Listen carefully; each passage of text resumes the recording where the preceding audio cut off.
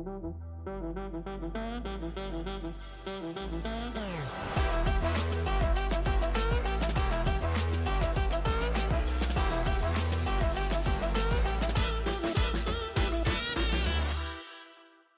everyone, welcome to another episode of Bitcoin Banter. As usual, I've got Tony with me. Rick is still out for one more episode, so we've got Mr. George Bodine with us. George, great to have you. We actually just recorded a podcast with you, so people are going to see a lot of you over the next couple of weeks.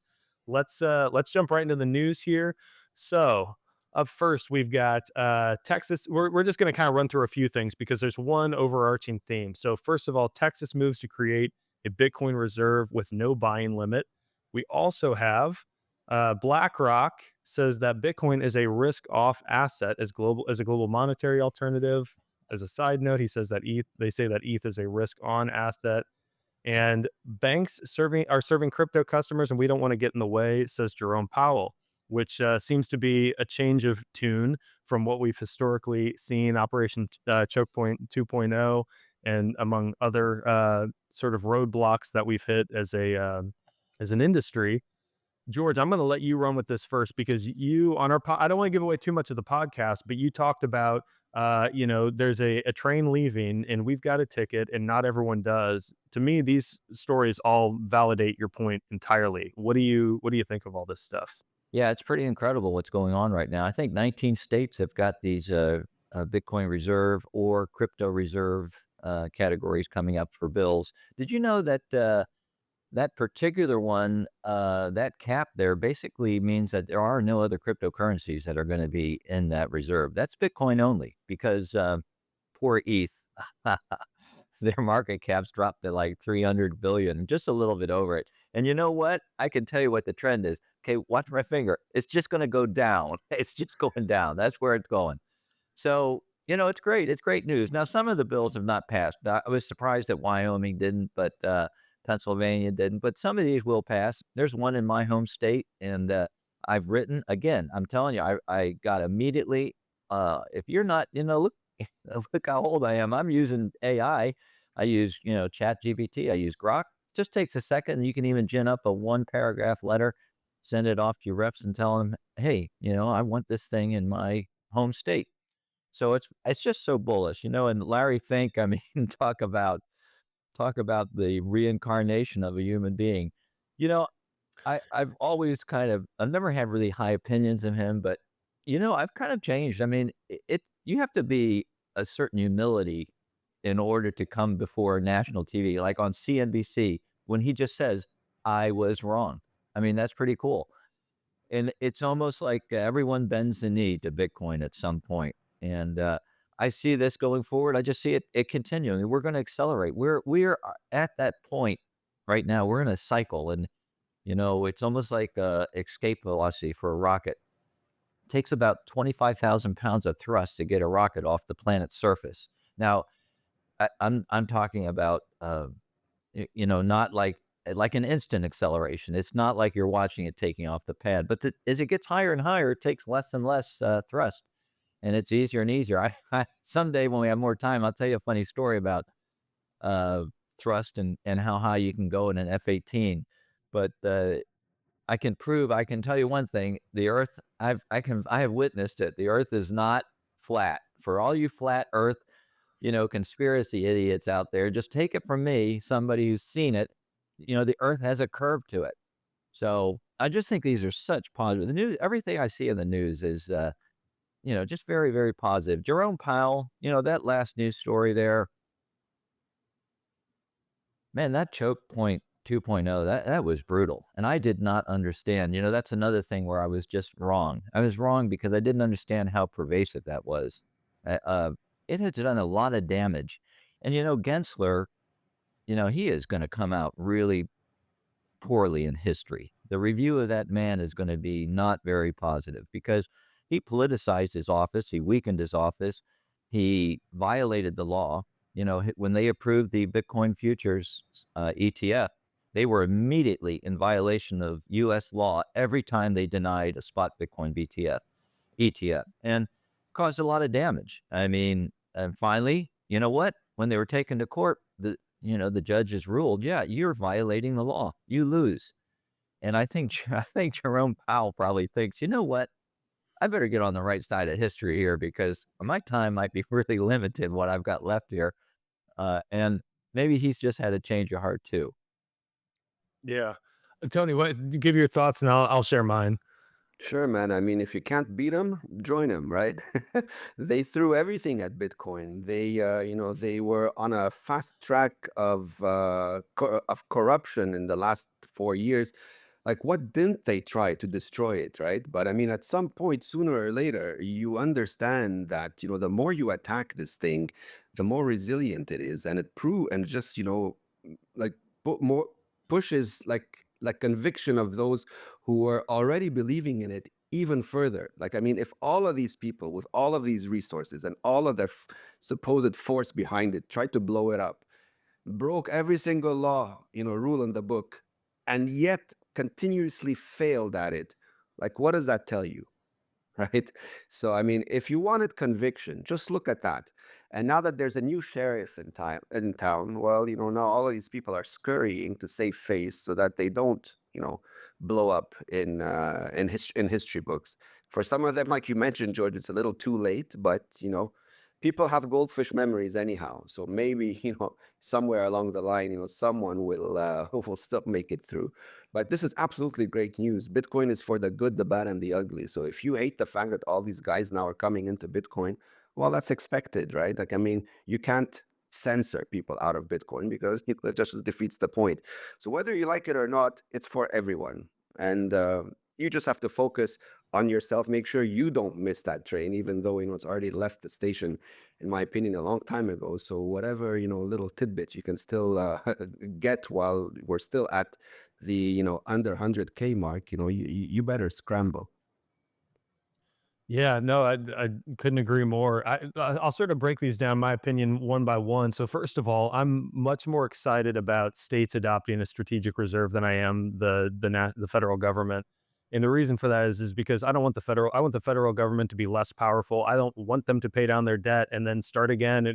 We need to separate money from state, and the only way we do that, I think, is power back to the people and consolidating power at a much lower level closer to home. So that's I probably would need to think. I haven't thought a lot about the state's strategic reserves and investing in pension funds, but it makes a lot of practical sense. Like the best thing they can do for their constituents is that. I have more concerns at a higher level where we're already.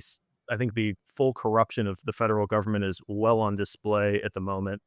In terms of BlackRock, I mean, I think they're I'm kind of with you on this, George. I think they're just beginning to get it.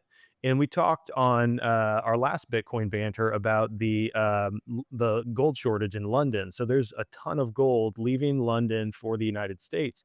So the people who are doing that understand sound money. They're the type of people who either are or should be into Bitcoin. They understand the fundamentals. Philosophically, I think they're aligned with us. And they're obviously preparing for economic turmoil, higher inflation over some duration of time, and they want to get their gold into a safer place than London, where it can be papered over. In terms of I agree. I think too on Jerome Powell. I think he's just seen this as an inevitable wave that he can't stop, and why be the guy who's fighting this losing battle? So I think all and Tony, you're right though, all very bullish for Bitcoin. What I love is it's sort of like the what's the saying? I don't like what you say, but I'd die to defend your right to say it, kind of thing. Like I wish these people weren't the ones getting into Bitcoin, BlackRock, and I wish the central banks weren't getting on board. But that's the nature of Bitcoin, and it is inevitable, and we have to be willing to accept that our enemies are going to join too. Man, the thing is, this is, in my opinion, this is one of the most bullish signs because if these guys are panicking into Bitcoin, the average person should be like sprinting at 1,000 miles an hour, to keep up because they know what's coming. And these guys are usually, at the top of the echelon when it comes to anything, money related. So if you see, it's like almost when you see somebody like one of those bomb diffusers, if you see him run, you better be running right after him, right? So I put that like in a similar situation. If you see the BlackRock swarming into Bitcoin, you better be right behind them. Amen. George, Yeah, any other comment? they're gonna take up a lot of oxygen in this space, and a lot of you're gonna get enough size and people in this space that are so large in their ability to move large amounts of purchases, sales. They're gonna be a force to be reckoned with, and I'm not happy about a lot of it, but at the same time, and I think you already know how I feel about this. It's inevitable. There's nothing. There is. You can go to Grok, go to Chat GPT, and type in, how do I stop these events? And you'll find out that you're not going to stop Bitcoin. It's a beast. It's like a virus. And the thing is that at some point, some point this will slow down. I mean, as more and more adoption occurs, there will be a point. And, one of the things about some of the models is they break when Bitcoin is widely adopted. I mean, it's done. It's kind of we're here. That's hyper Bitcoinization, and I'm someday that will happen. I think it's going to be a long time, but it'll happen. Yeah, definitely. Well, hey, the other thing we wanted to spend our time on today was really just to, because George, you were such an interesting conversation the other day for the podcast, just to sort of bat around our thoughts on what it means to live and operate on a Bitcoin standard, to be all in, to, lead the self sovereign life. And I know what that looks like for Tony. Probably a lot of people do, but George, I'll let you go first and just maybe talk a little bit about, one thing you talked about that was really interesting and inspiring to me was sort of the pace of life that you have. You're laid back. You're spending your time, you're investing your time in the things that you want to be investing your time in. Uh, what role has Bitcoin played in that for you? Well, first off, we'll make sure and keep this really positive for people because if you look at me and you see my age and stuff, I should be retired now. And I have been in Bitcoin now for years and I just kind of put all my money into Bitcoin pretty early. I mean, in the sense for me through this cycle, it was the start of 20 that I started buying. And but the thing is, for young people, okay, like look at you, Michael. I mean, your age, you need to keep working. I mean, this is the time in your life you're working. You got your nose to the grindstone, and you should be doing that. But the hope of Bitcoin is that while you're working there, there is nobody that can rug pull you. The entire time that you're stacking sats, those are yours, and nobody's going to print anymore. Nobody's going to step in and take those or tax them. And if they do, you know what? You're probably going to be moving somewhere where they're not taxed. So it just gives you so much freedom. And, as we talked about before, if you can get up to a tenth of a Bitcoin and then just kind of keep, stacking as you go about your life and doing your things, you're going to be wealthy. And I mean wealthy. Your kids, your family, I mean, you guys are gonna have just a blast, and you're gonna end up like me, and you're gonna get there sooner, and you're gonna have a lot nicer world than what I'm dealing with right now as we go through all this. And it's gonna be a very positive thing, and you're gonna end up like me, and you're gonna be saying, "Hey, what do I wanna do in life to have fun? What do I wanna do with my kids? And what are my kids interested in?" And they're not gonna be on this damn hamster wheel, this running until you're exhausted. Your kids, your wife, everybody working or a side job or you know, it's a painful experience. And for me, I've gotten to a point now, since I'm all in Bitcoin, I really don't care what happens in life. I worry about my kids and grandkids, and that's what I'm kind of thinking about in the future. But, as far as me, I don't worry about anything. I mean, every day I come down here. I don't give a shit what happens with Bitcoin's price right now, and I don't care what they do in right now we've got a lot of financial data coming out. I don't care about any of that. I used to. I was fixated on it. Now I'm just free. So that's what it gives you, freedom. It's a beautiful thing, and that's something we talk about that all the time because I am just inundated with messaging. Like, what gets frustrating for me personally, because I'm looking for, interesting topics to cover on episodes like this, is there's just so much number go up, MicroStrategy, Bitcoin reserves, and all of those things are, interesting, and we bat them around from time to time. But I think people get so fixated on the number go up, the financial implications. Like, they still view Bitcoin as an investment. And you hit on something, and it is to some degree. You are investing in your financial future. But you hit on something really important, and that is the freedom and the sovereignty that the optionality that Bitcoin gives you. Yeah, yeah. I don't want to interrupt Tony, but I do want to. That's a good point. That's really important. I don't fixate on that, and you know why? Because my mindset is different. And if you're listening right now, or you're watching this, I really strongly suggest that you get into this mindset because it'll change your life. I've already made a decision that I'm not selling my Bitcoin. I mean, I'm just holding on to it. Now, I don't mean I won't support the Bitcoin network. I've done it before. I got a wallet, and I've got a hot wallet, and I'll get some Bitcoin. I'll spend it. That's fine. But that core savings, like that stuff you're working, when you got your nose to that grindstone and you're slaving away in this fiat fucked up world, and you're out there and you get those sats, they're important to you. You've got to hold on to them. And I don't give them up. I mean, they're mine, and I have no intention of selling. I'll just pass it on to my family someday, and there's going to come a time soon when you'll be able to live off those, and eventually there'll be a point where you don't even have to sell the damn things. You can just live on 'em in perpetuity. So it's a wonderful mindset, and if you can just get to that point, you're going to be set, man. I mean, you're going to be calm, relaxed. You're going to go, it doesn't really matter what's going on. These are my sats. I'm going to live with them all my life.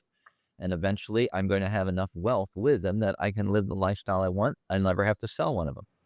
Yeah, it's a beautiful thing when the CPI print and the S&P 500 aren't your barometers for how life is going. Tony, I know you've seen the worst of fiat world. I know you. If anyone knows how to rant on this subject, man, go for it. Oh man, when you come from complete, from ground zero after witnessing, in real time how the fiat world is built, it doesn't take very long for you to reset, into something like Bitcoin. But like everyone, you have to be sure that you're not setting yourself up for another disappointment, which is why initially, even I was fixated on it and tried to blow it up and destroy everything about it just to make sure that, I was onto something. But after a while, like, I mean, this is technology, and I had the advantage of coming from this world. So even though it took me thousands of hours of research, at some point it really clicked in my head what this was. And I understood, like, early on compared to most, that you're not going to stop this. And once that clicks, like once you really truly understand that, then all my fears and anxiety about the potential of Bitcoin failing, they really disappeared. And I was happy with one thing that you mentioned on George, is that I was no longer going to get ripped off by a bunch of thieves. I was giving the finger to the fiat mafia once and for all. Anything I do from this point on, building from ground zero, was 100% going to be for me. And no one can take that away from me. You can come and threaten physically and all you want, and maybe you win, maybe you don't. But either way, you're not getting access to the money. That is the fundamental key here, right? So once that truly sinks in, your life becomes so detached from anything material. My first version, Tony 1.0, the successful version, had your typical, successful lifestyle, the cars, the hotels, the travels, all the fun stuff usually associated with that amount of wealth. And once it disappears, and you go through that dark journey and you come out on the other bit and you discover Bitcoin, none of that stuff matters anymore. It's almost like miraculous. I don't care about anything material. Everything that means something to me right now is um, is very spiritual and human related. My interactions with folks that I meet now, this is what keeps me going every morning when I wake up and come to work and know that I'm helping an individual understand what I understand. Like, there's no money in the world that you can pay me that makes up for that feeling of gratitude that I get from that individual once they understand it as well. You understand? Like, it really changes your whole purpose. I chase memories and experiences now. I don't chase material things. In fact, I don't own anything. I don't own a house anymore. I don't own a car. I don't own any fancy items. I don't care. I love traveling. I love meeting people. I love experiencing new things with folks. That's valuable to me now, right? And every Bitcoiner that I've encountered, to a certain degree, they share the same values, which is why, there's this almost this magical feeling of meeting someone for the first time if they're a Bitcoiner. And all of a sudden the conversation flows for hours, like from as if you've known them your entire life and you have no idea how it's happening, but it's going on and on and on.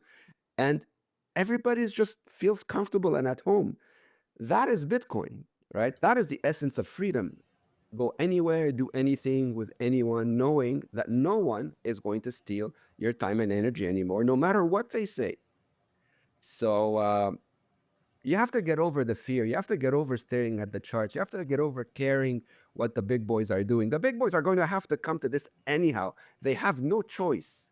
That's the fun part, is that they have no choice, because if they don't get into this, they're going to get completely obliterated. And unfortunately, they understood this, which is why they're FOMOing into it, instead of the regular folks for whom this was created. But Bitcoin's for the good, the bad, and the ugly. You missed that train, that's on you. Yeah.